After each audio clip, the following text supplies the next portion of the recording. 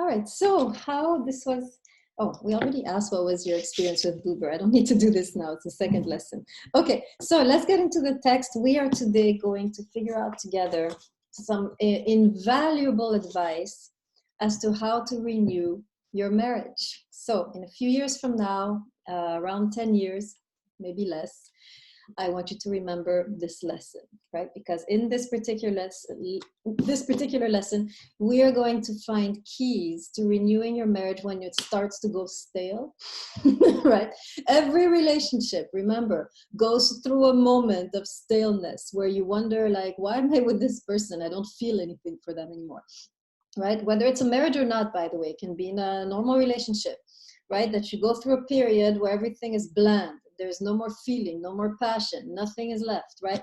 And that's the moment when you become tempted to think that that person might not be the one for you, right? And everybody looks hotter than that person, right? So this, I believe this text has one of the most important keys to salvaging your relationship when it gets to that point. So I want you to open up your ears for this lesson, because this lesson is going to be important.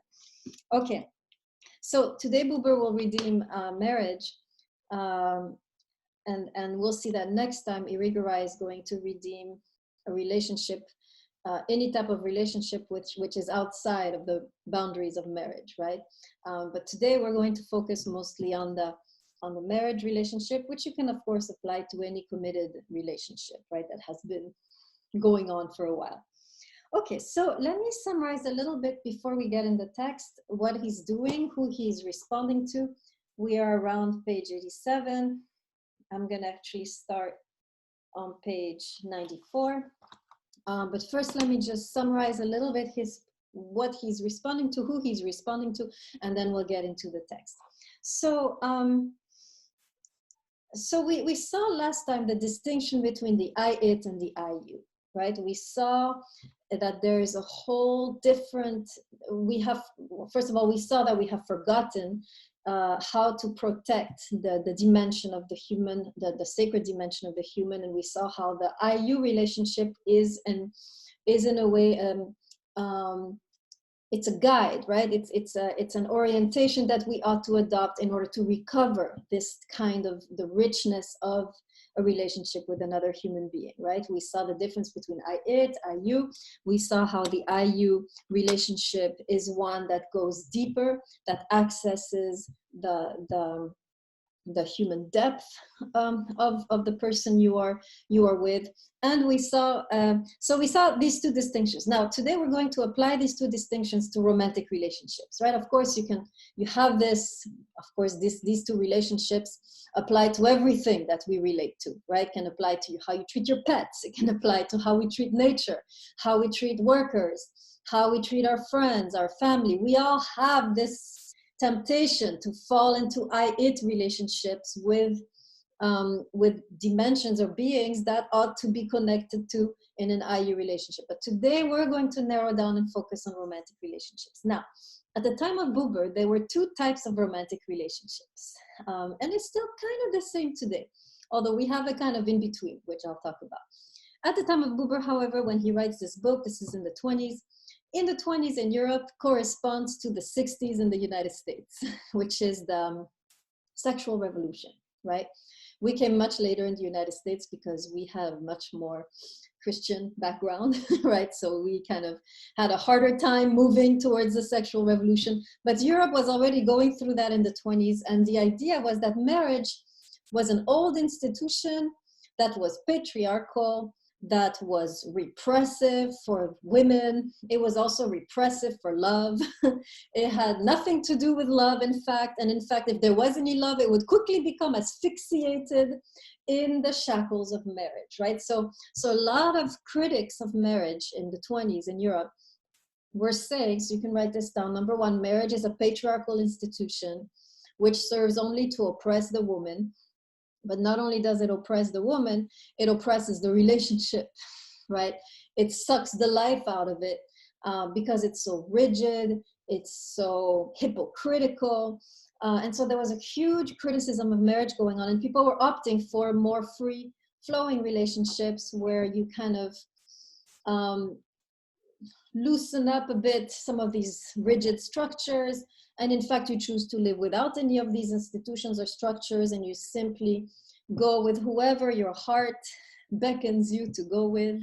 You follow your heart, you follow your feelings, rather than following the kind of dry duty that we saw in somebody like Kant, right? So you have then two options in the 20s. You can follow the traditional route of marriage and find that your love will die in a few years, or you can follow the route of free love, right? And it's similar to in the 60s, right? Where you have the breakdown of marriage and you had the hippie movement and everybody, you know, went with whoever they wanted, with however many partners they wanted. It's the same phenomenon, but in the 20s, and Buber is addressing both populations, right? Now, what's interesting, what Buber is going to do in our text is he's going to criticize both, right? He's not going to say, you depraved, you know, free lovers, right? You need to go back to the institution of marriage. No, he's going to criticize marriage. Number one, he's going to agree with the free love movement and say, yeah, you're right, there's a problem with marriage. But then he's going to turn to the free love movement, and although he understands where they're coming from, he's going to also show the trap that they can fall into, right? In other words, both marriage and free love can fail, can in a way lead to the death of love, right? Now, not necessarily, of course, right? There are some marriages that work out really nice, and there are some relationships that outside of the boundaries of marriage, which also work out very nicely, right? So he's just going to talk about the, how did I put it in my notes? He's going to talk about the pitfalls of both, right? Both can fall into this pitfall or this temptation, and that's what we need to look at if we're going to protect love, right? So he's going to try to, after criticizing both, he's going to try to show how we can redeem marriage, right? And what we'll see later when we study Rigorei is how we can redeem free love. In other words, can a relationship outside of the bounds of, or outside of the boundaries of marriage, can a relationship still thrive and grow and mature? Buber doesn't think so, right? But Irigaray does, and shows a path towards that too. So there is also a path of redemption for free love, or for a post-marriage society, which is the society she's in. But Buber today is going to focus on redeeming marriage. So when whoever in the class, right, decides eventually to get married, this is the class for you. Okay, so let's begin with Buber's criticism of marriage, and then his criticism of the free love movement. So go to page 94, and I want you to go to the second paragraph, which begins, that institutions yield no public life. Can you say yes if you're there? Yes. Thank you. Okay, very good. All right, so I'm going to read and translate, right? All right, Buber begins. That institutions yield no public life is felt by more and more human beings to their sorrow. In other words, institutions such as marriage yield no, what he means by public life is no true community, right? Institutions do not succeed in forging true bonds, right? Especially the institution of marriage, which is supposed to be the glue that binds two people together. It's not successful. It's not working, says Buber, right? And he says this is the source of the distress and the search of our age, right? And we are here today still, right? If you look at the rate of divorce in our country, it's around 60% now, right? So this is more than half. But there's how many, 20 people in the class, 10 of you, according to the statistics, should get a divorce, right? But because you're taking this class, don't worry, you are protected. You will be fine because you have the right tools, right? So, but normally half of us, right, should be getting a divorce. And this is the source of distress and the search of our age. If you go to Manhattan, most of the people who are living there are single, right? It seems to be impossible to create lasting relationships in our world today. We're very good at hookups. We have all the technology to do that, right? But we seem to be lacking in the basic skills to create lasting relationships that are enjoyable, right? Because anybody can create a lasting relationship that is hell on earth, right? And some of you come from families like that, right? But to create a lasting relationship which is enjoyable, this is it's magic, right? Who can do this, right? And this is what Buber is saying. We have failed. We don't know how to do this. And so then he continues and he says, he continues and says, and now moves into the free love movement. So the next paragraph, those who suffer. Who is there? Those who suffer because institutions. Just say yes really quick. Yeah. Okay. Yes. All right. So then he continues, right? Now going into the direction of the free love movement, he says, those who suffer because institutions yield no public life have thought of a remedy, right? Okay, marriage doesn't work, but we have the solution. And the remedy is this. Feelings are to loosen up or thaw or explode the institutions as if they could be renewed by feelings, by introducing the freedom of feelings. So the free love movement says, okay, these institutions don't work, they're hypocritical, they are in a way stifling the growth of love. Let's just get rid, and they're too rational, they're too calculating. Let's go back to the heart, right? And to a certain extent, this is intelligent. This is an intelligent move, right? Somebody like Kierkegaard would approve, right? Not Kant, but Kierkegaard, right? This idea of going back to the heart and reclaiming our feelings and following our heart's intelligence rather than what society has imposed on us to become, right? Being open to following the heart's wisdom, the heart's intelligence is positive, and Buber acknowledges that. But for him, following the heart only is not enough to create a lasting bond, right? He says this here. Okay, I'm going to read a long sentence because I can't bring you to where I want to go unless I go through this sentence. So when the automatized, let me say that again. When the automatized state yokes together totally uncongenial citizens without creating or promoting fellowship, it is supposed to be replaced by a loving community. So they say, let's stop doing this hypocritical stuff with, going to the, where do you go, you guys, to get married? What's it called? Not the church, the other place. Chapel. No, to just City Hall. Thank you. What is that called? City Hall. The City Hall. Thank you. I couldn't figure it out in English, right? So instead of going to the City Hall, right, let's just form a loving community, right? We don't need these signatures and these contracts and these witnesses, right?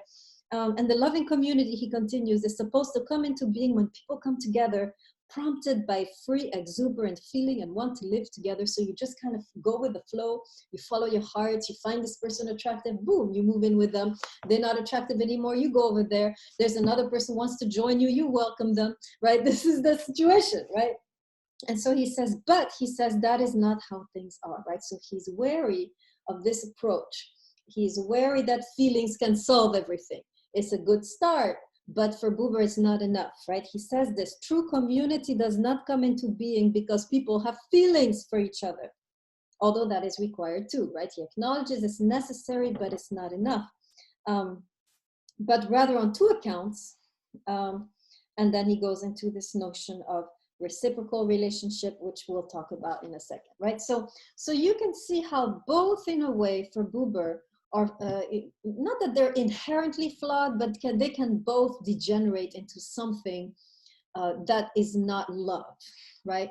Marriage has failed us, but also the free love movement, the following your heart, listening to your heart, as the song goes, right? This is also not enough, right? So let's go a little deeper into why, right? What is really wrong with marriage? We just know that they don't work for Buber. Ultimately, they both fail, or both are in danger, or are too fragile. They're neither is strong enough to withhold, right, the challenges of love. And so let's go a little deeper into his criticism. A few pages before, he actually has a couple interesting ideas. Go to page 92. The last paragraph of 92, standing under the basic word. Who's there? You can also chat the yes if you want.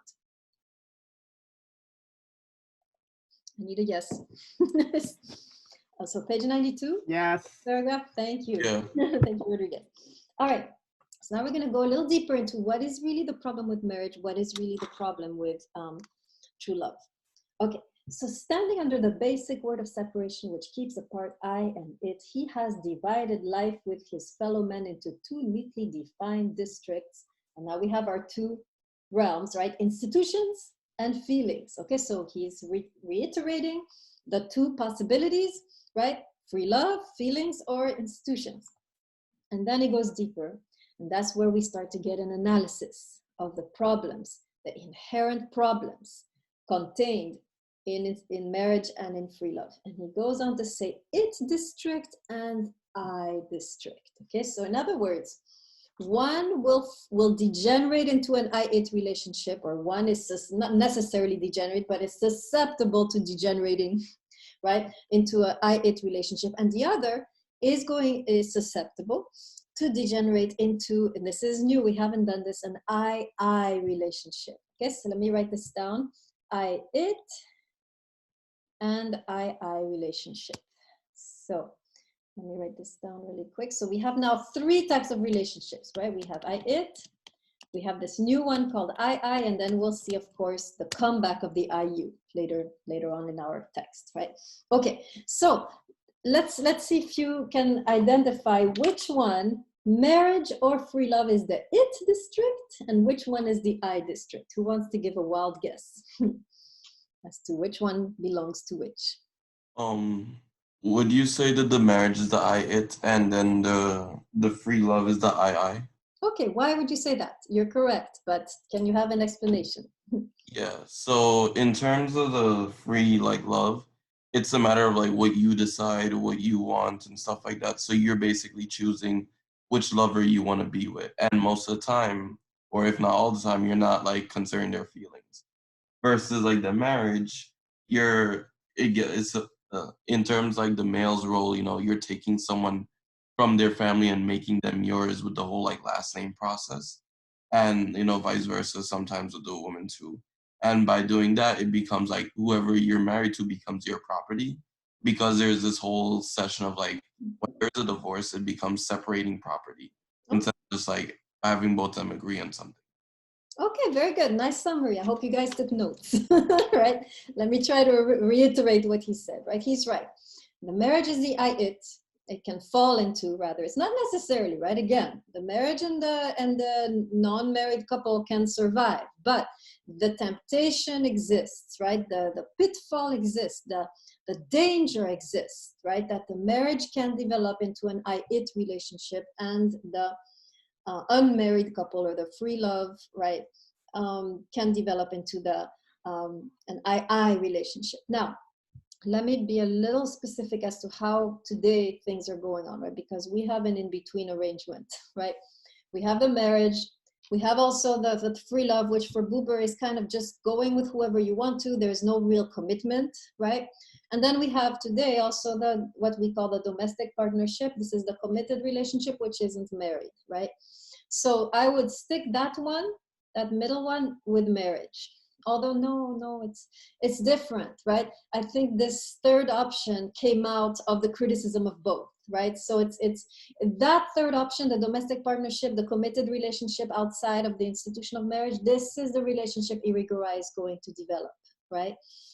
So we'll talk about that one later. But Buber is simply talking to promiscuous, right? Promiscuous relationships versus marriage, right?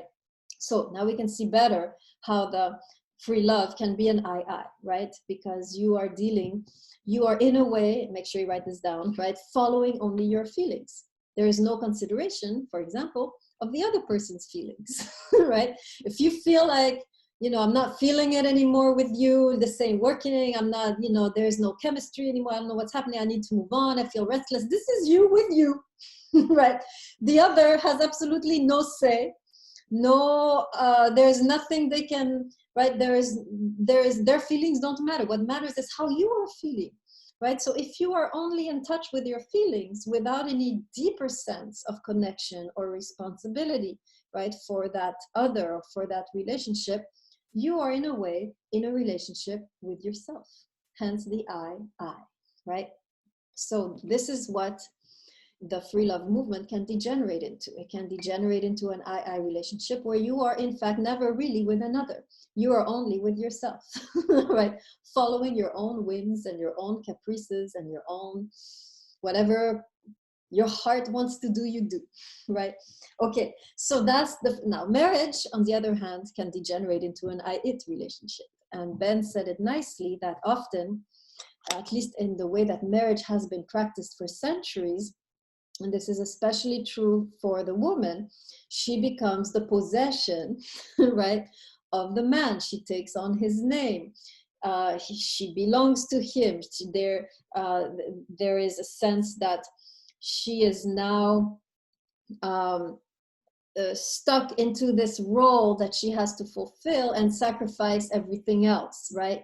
So let's talk a little bit. Let's develop a little bit more on the I-it aspect of marriage so we can then better redeem it in a few more pages with buber. So tell me a little bit, give me some examples of how a marriage can become an I-it, how the partner can become an it to the other. Let's have some examples. You've all seen those marriages, right? Maybe you are even the fruit of one of those marriages, right? So I know you have experience. Let me hear a little bit. Let's make a big pile of how a married couple can degenerate into an I-it relationship. All right, the floor is open. I'm listening to you.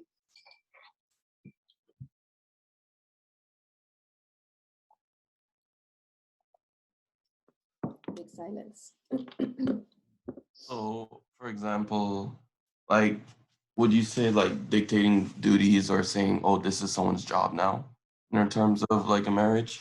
Like saying, "Oh, while the guy is working or whoever is working, the other person's like, okay, well, it's your job to like get like food on the table and stuff like that." Okay, excellent, right? Let's take the example of traditional marriage, right? Which a lot of us are trying to nuance in our own relationships. But traditionally, if you look at your parents or your grandparents, there were some fixed roles. If you're the husband, you're expected to be like this. If you're the wife, you're expected to do this and this and this.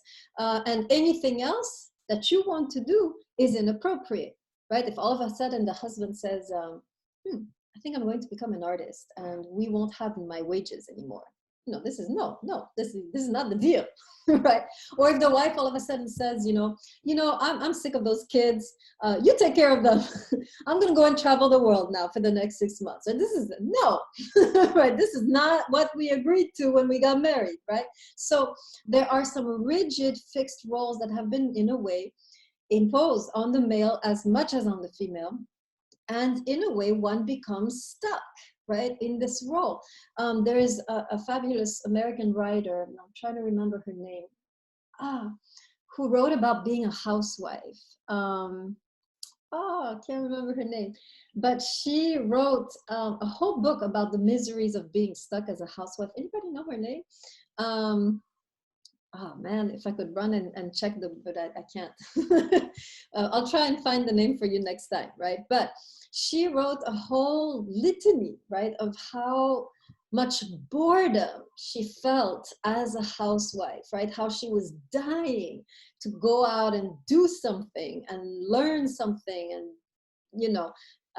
have some kind of career, right? This was in the 50s when women didn't have the option of a career, right? So she writes pages and pages about the stifling character of her role as a wife. Today, of course, we think women are liberated, but there's nothing further from the truth, since now not only do we have exciting careers, but we still have the same role to fulfill in the marriage relationship, meaning we work 8 hours a day and then come home and have to do all the functions of the wife, right? So it's almost worse now, you could argue, right? So these roles are still there, right? To a certain degree. In many couples, the woman is still expected to fulfill certain duties, even if she's a high executive on Wall Street, right? Okay. So that's one way, right? Absolutely. Ben, this is one way that the marriage can turn into an I-it relationship and stifle both, right? Both partners. Any other way that you can see the I-it relationship starting to, or marriage starting to become like an I-it relationship? Any other ideas?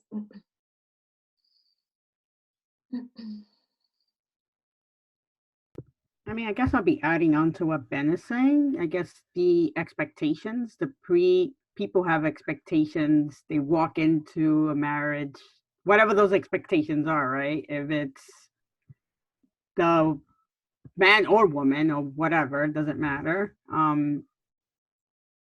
Expecting for someone to either be successful, be a high earner, or for someone to be expected to be a mother. And I guess those predefined roles again. And if those expectations are not met, then right, you're in a fixed position and there's no way, there's no flexibility. And then that's when people are like, okay, I've had enough, I'm done, I'm moving on, divorce. Very good, very good. Yes, let me elaborate on that, and then I'll go to Koralashvili's point, right? Absolutely. Sometimes it's not even society that places expectations on the spouse, it's us. We place certain expectations on our spouse to be, and we expect them to be this and this and this, and this is whether it's a spouse or a long-term, right, partner. We fall into this temptation of, right, putting them into this narrow picture we have of who they should be, right? And Rumi has warned us against this, but this happens especially in the marriage context or committed relationships where our lives start to depend on the other, right? As long as you're dating, you can accept anything, right?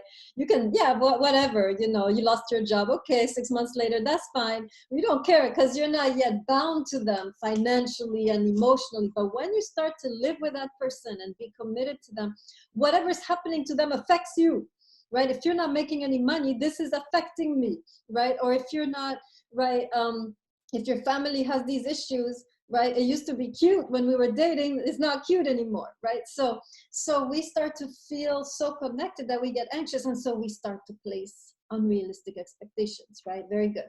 Koralashvili mentioned in the chat that a marriage can be absolutely seen as a business, right? You have this, sometimes people get married out of economic necessity, right? Or you get tempted into marriage out of, you don't want to be lonely anymore. You want safety. You want relief from being alone or from people talking about you behind your back about how single you are, right? So many of us throw ourselves into marriage because we are tired.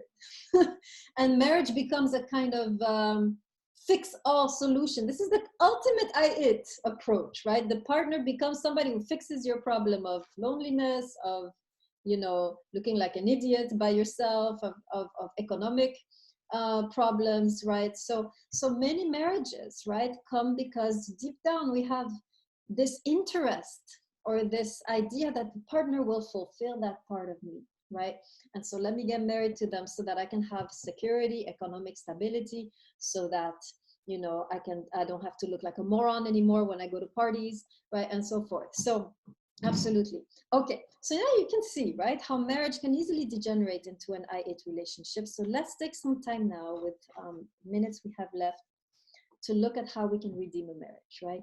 Now I want to be, this is very interesting because very often the first place where the problem reveals itself, interestingly, is in the sexual relationship. It starts to grow kind of boring and, you know, bland, and you don't feel anything anymore. And you start to think the problem is there. But actually, what many couples do not know is that the sexual issues, there is just the surface of a very large iceberg. In other words, the problem began way before. And so many of these couples, they go to a therapist to try to fix their sex life. But actually the problem lies way before on a whole other level. And it is that level which Buber brilliantly says is the place that we have to fix. And then the sexual relationship will restore itself, right? So this is interesting. So because that's the first place, the body doesn't lie. You can go around with a mask all day. But when it comes to intimacy, your body won't lie, and it's not going to be great because you're not feeling great in the relationship, right? So very often we think the problem is with the sex life. It's not. The problem is deeper. It has to do with the emotional life of the couple. And that is what Buber is going to address. So you don't need to fix anything on the level of the intimate relationship. You have to begin to fix on the level of the emotions. Once you begin to heal the emotional relationship between the partners, the rest will heal itself, right? So that's very interesting. In too often couples, they start to focus on sparking up their love life and doing this and doing this. It's misdirected, right? So what we have to look at is the deeper components where things started to go wrong way before the bedroom, right? And this is what Buber will address. So let's take a look here at page 95. In fact, I want you to memorize this sentence.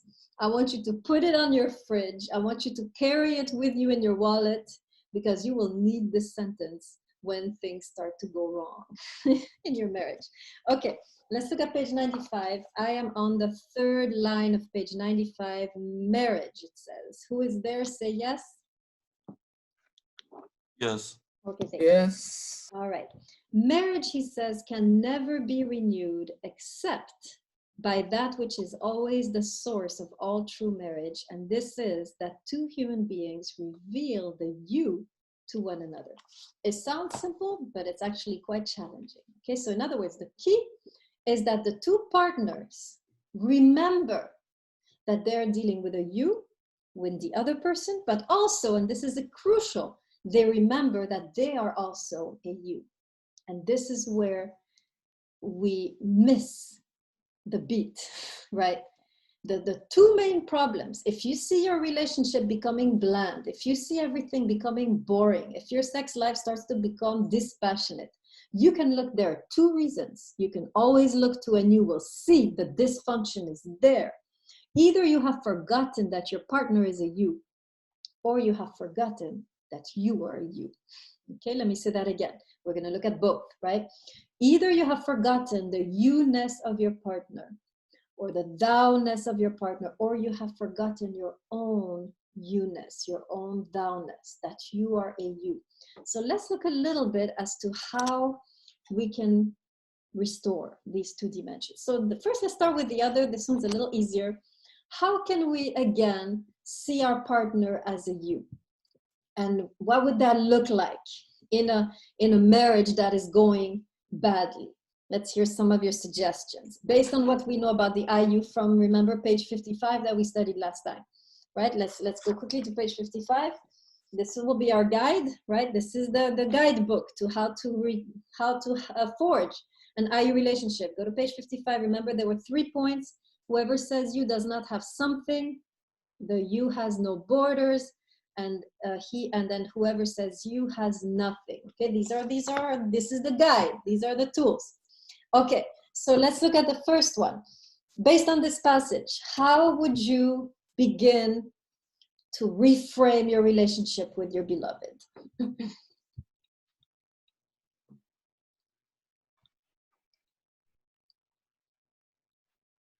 I'm listening. Stop your expectations. Okay, right? Number one, lose your expectations. It's okay, you're not gonna die. It's going to be okay. We tend to be so controlling in a marriage because we feel like our survival depends on our partners doing this exactly like this. But actually, once you release, you will see that you're still alive. The partner is, stumbling around trying to find a solution. You're not dead. You can survive this, right? It's a bit more chaotic, it's like being on a horse. Shaking, but it's feasible, right? It's one of the first things you want to look at yourself very deeply and ask yourself, have I been setting expectations on this person? Have I been asphyxiating them with my criticism, with my negativity about what they're doing, how they're living their lives? Have I been nagging them all the time? Have I been constantly trying to fit them into this role or this expectation of who they should be? Look at yourself very deeply. If your marriage has gone bad, look at this. Have you been doing this? The moment you stop doing this and free the other from everything you think they should be or they should do, there will be I don't know, a breath of fresh air will enter your relationship, and you will begin to be rejuvenated, both of you, right? By this kind of surrender to letting the other be. Irigaray talks a lot about this letting be. Let me write this concept because it's so important. right? We'll see that concept with Irigaray. The ability to let the other be who they are, progress at their own rhythm, transform in their own way. We are not the creator. We are not their parent, right? It is not our role to mold them into something. This is a perversion of what it means to be a lover, right? So yes, very good, Rivera. That's number one. How else can we begin to free the other and awaken or recover, redeem the dimension of the you in them? How else can we do that?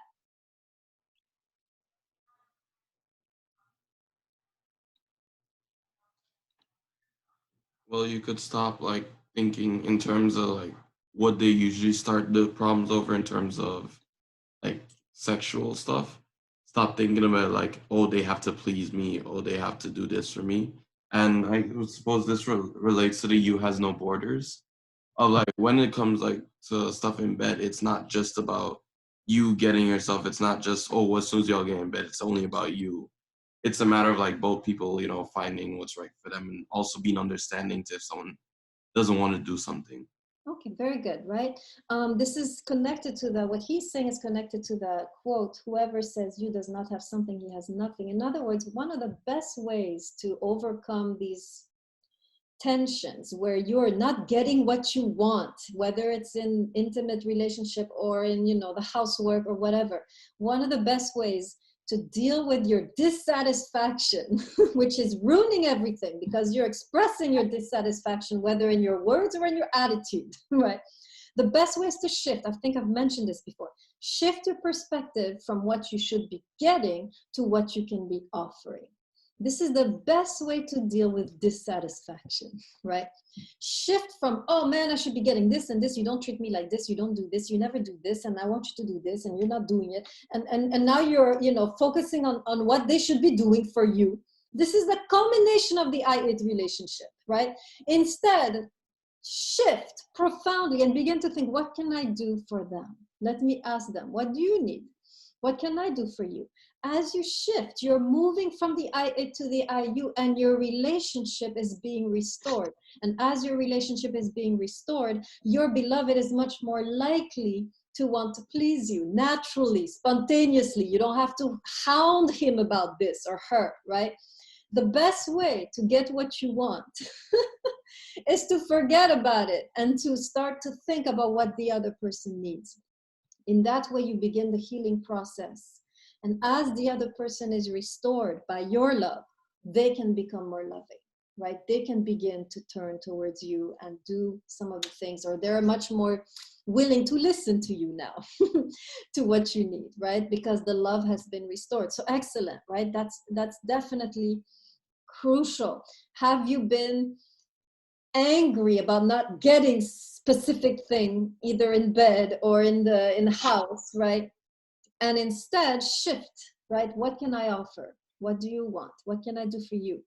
As you're doing this, you're healing the relationship and creating a favorable environment for your beloved to love you as you need them to, right? Very good. Anything else? Let's see if you have any others.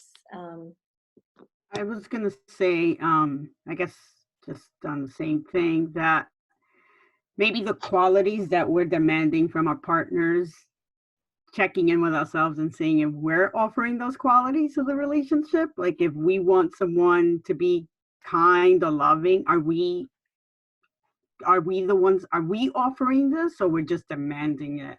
Are we bringing this to the relationship? Very good. Yes. Very often, this is something we don't realize. Our partners are mirroring us. They are reflecting us.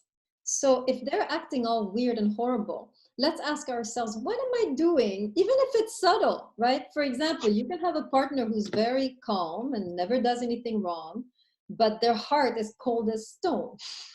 So they're not doing anything wrong. The other one is raging through the house, breaking everything, right? And so to the outsider's glance, looks like the crazy one is the wrong one, right? And the other one looks composed and civilized, right? So they look like the nice one. But when you dig a little, you will see that the composed one is suffering from a terrible lack of passion and love, right? Which is what is creating the hostility in the other partner, right? So very often we ought to check, how loving am I? Yeah, maybe I'm not breaking things in the house, but maybe I have withdrawn, right? Completely. I have locked myself up away from this person, and that is also unloving. That is just as unloving as breaking things in the house, right? So we have to ask ourselves, right? My partner is like this. Is there something in my behavior that might be causing this, right? Now, not to say that if your partner is crazy and is threatening your life, right? If they are, a psychopath who is violently abusing you, maybe there isn't anything, right? Maybe it's just them, and some people really it's just them, right? But very often, in the large majority of cases, even when the other partner is pretty violent, there are some things that are bringing this, right, within yourself, or some things that you could be working on, right, as the victim, even if you are in the position of the victim, right? Very good. Now, let's not forget Kierkegaard in this, right? What is the best way to renew marriage according to Kierkegaard, based on what we know from what he said about hope? It's connected to this, of course. Having hope for the other one and hoping that they do come back to their senses to give you back love, while at the same time nourishing yourself to, be resilient through the harsh times. Right, very good. I said, be careful when you talk about Kierkegaard and say that you hope that they will come to their senses so they can love you. Is this what hope is? Oh yeah, no. Hoping Okay. that they will come to their senses so they can feel better.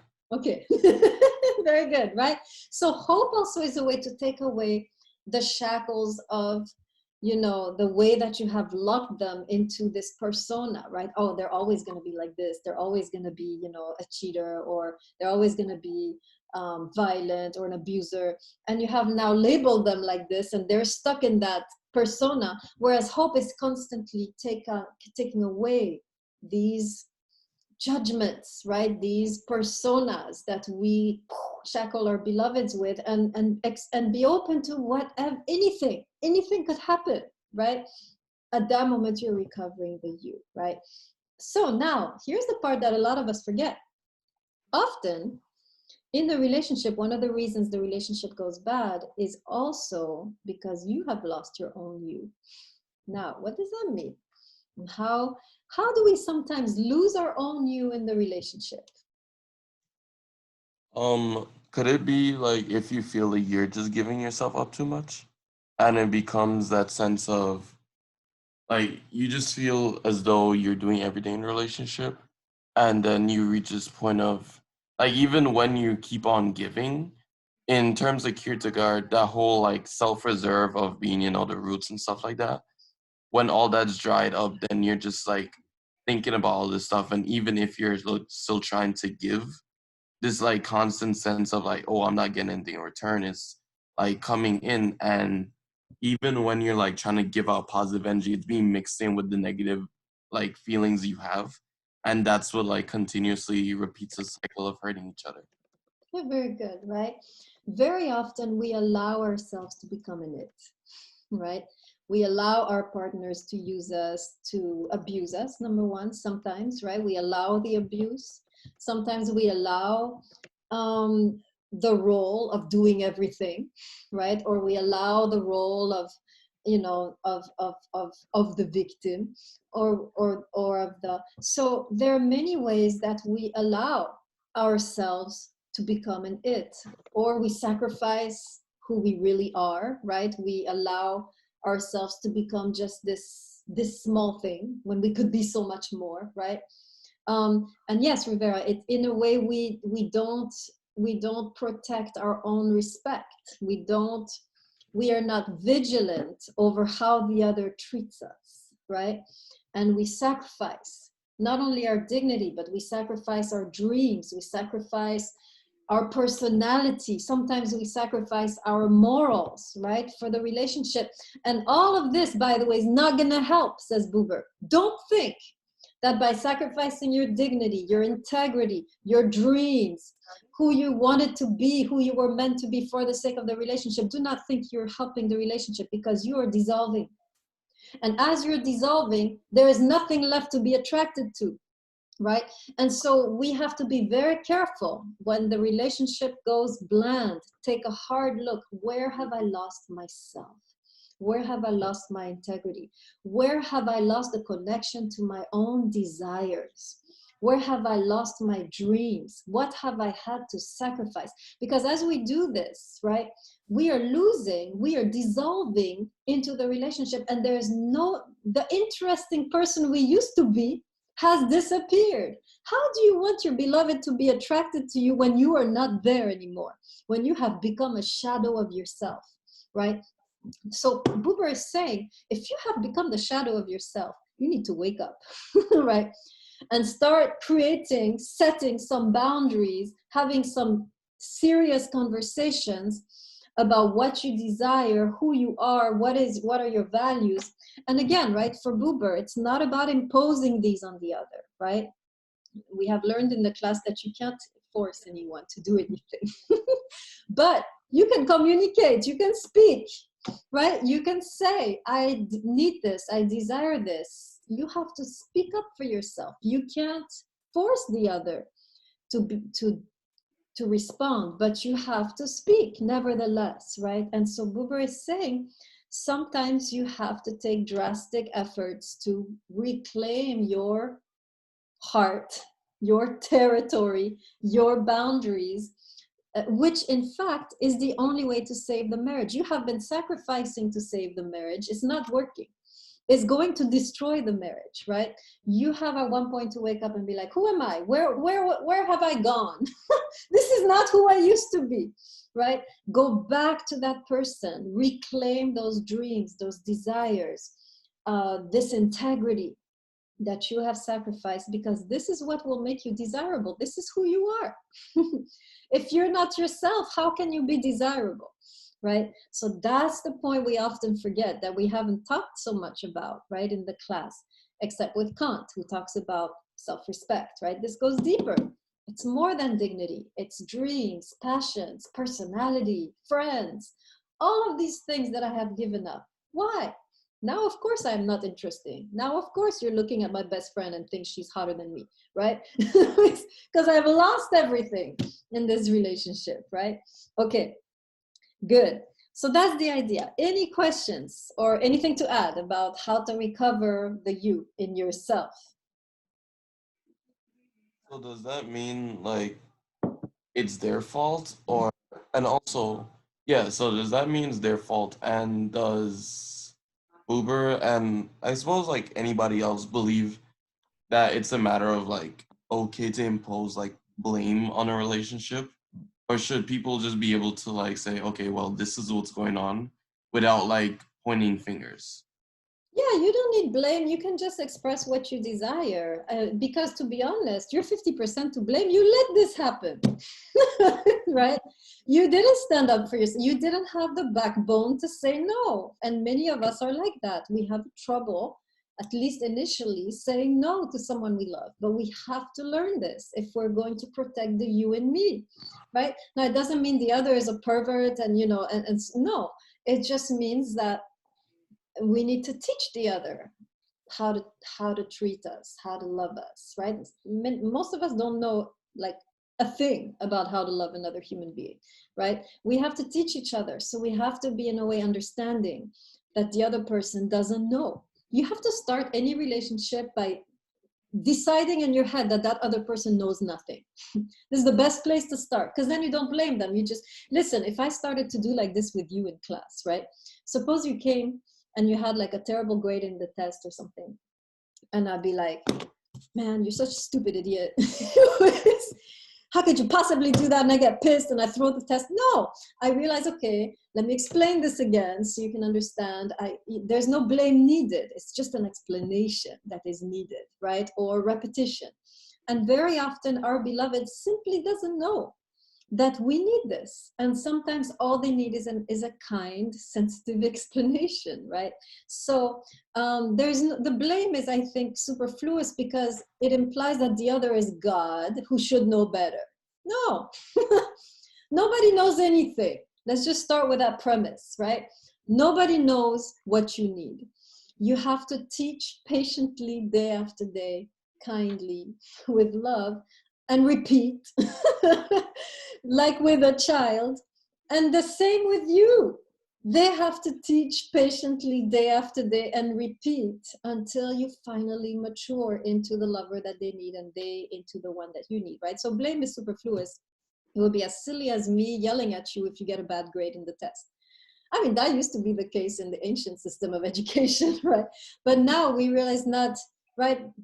All I need to do is explain. That's, you don't know, you didn't know, right? So yeah, so I would say if there is any type of crossing the line, it is really you who needs to, who is partly to blame for not setting the clear boundaries, right? Good. Any other question or follow up on this? Yeah, just one more. Do you believe it's more people don't know how to love another, or do you believe it's like people don't know how to say what they need? Yeah, it's both. Mm. We don't know. This, I think, is a statement I can make with complete serenity. Nobody knows how to love. Okay, we don't know. I mean, some of us know a little bit more, but ultimately, when you're with a person, it's a complete new universe that you have to learn. You have to learn the language. It's a new world. So even if you learned how to love with your family, when you enter a relationship with another human being, it's like changing countries. You have to learn the language, the culture, you have to learn everything about that person. Even if they're from your same culture, it's still a different world, right? So no one knows how to love a new partner. And so, wait, what was your, what was your second point?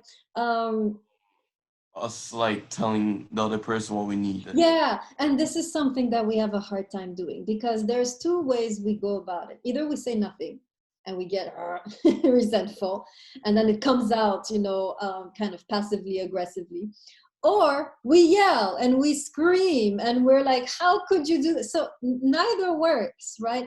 It is so difficult to learn to say things playfully, just in a nice context, we are not taught, we have not seen this, how to express one's desires in a kind of lighthearted, playful, loving way so that the other can respond, right? We either say nothing or we yell at them. And so we are lacking this basic skill, which I think we should teach a class on it, on how to communicate in a way that the other feels like responding to us rather than running away. So yes, thank you, Ben. Any other questions by anybody else? Okay, good. All right, so you have your test coming up this weekend. Shall we look at the questions really quick to make sure, right? So you have, how might one deal with a difficult relationship according to Kierkegaard? Make sure you bring in everything we talked about. And no, we don't have class on Thursday, right? We've switched it, and Irigaray I'm starting to introduce on Monday, right? So no class on Thursday. You have all this time to do your test. So no worries. So for Kierkegaard, I want the answer from the first and the second lecture, right? Both will be needed to answer this question. And then of course, how might one renew marriage according to Buber? That's what we did today. Okay, any last questions before I leave you? Oh, wait, so instead of class on Thursday, when do we have it? Wait, what day are we? Tuesday. Yeah, sorry, Oh, Tuesday. Monday. Yeah, Tuesday, sorry. Yeah, so you can relax. You don't even need to start reading Irigaray because I will introduce her on Tuesday. So you can just focus on your test and your essay, right? Remember, you have your love essay, the crisis, and then what have you learned from the last two philosophers that can illuminate, diagnose, resolve this crisis. All right, thank you. Okay, good. All right, whoever still has personal questions and so forth, you can stay afterwards. I'll talk to you. Otherwise, you can go.